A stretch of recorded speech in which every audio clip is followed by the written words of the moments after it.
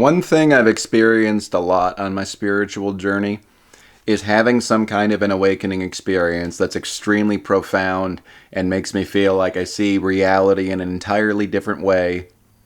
It just blows my mind, heightens my senses so much. And then that sort of fades and just maybe becomes the new normal. Or sometimes even feels like it escapes you completely. There's this I had it, I lost it thing that Adyashanti talks a lot about in a great book called The End of Your World. I have a tendency to try to latch onto whatever that last amazing awakening I had was. And it very well may be that I'm still inhabiting this new understanding that I had. It's just that it's not as exciting anymore. And so then when I find that it's not as exciting, I'm like, no, replay it over and over and over. In the same way that we go back to things that give us a little dopamine hit over and over and over and cause them to be less and less and less effective for us. I can use spiritual awakening as another addictive source of dopamine.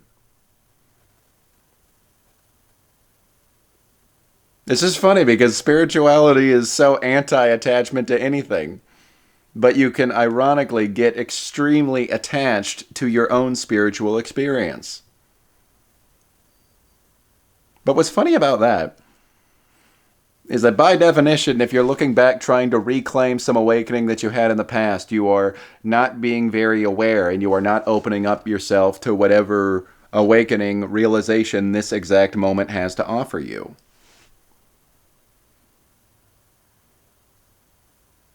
There's this fear, though, that if I don't recapture the awakening, whatever the heck that means at this point, I'm just going to go back to being totally asleep. Life ain't going to be cool no more. Life has a whole myriad of ways to show you just how cool it is. I think sometimes also it's to sort of reassure ourselves that we had a legitimate awakening experience, that we want to bring it full front and center constantly. And to that I say, you just have to trust in your own experiences. Journal a lot. Do contemplation and self-reflection and everything. But just trust that you know and interpret your own experience as best that you can right now.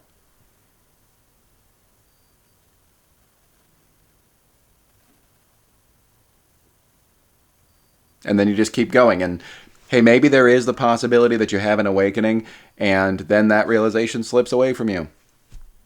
You hear about that kind of experience happening? You hear about people also attaining states of extreme bliss, and even that can fade sometimes.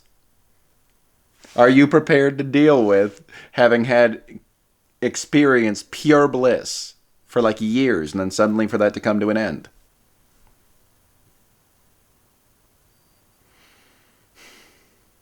Well, whatever the next experience is that follows, the big awakening, the pure bliss, whatever it is, whatever this magical experience is that you had, that has just as much to teach you as any other experience that you have in life.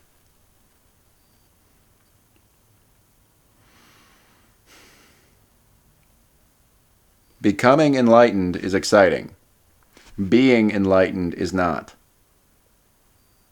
And the pursuit of extreme thrills over and over and over again, those big, big peaks,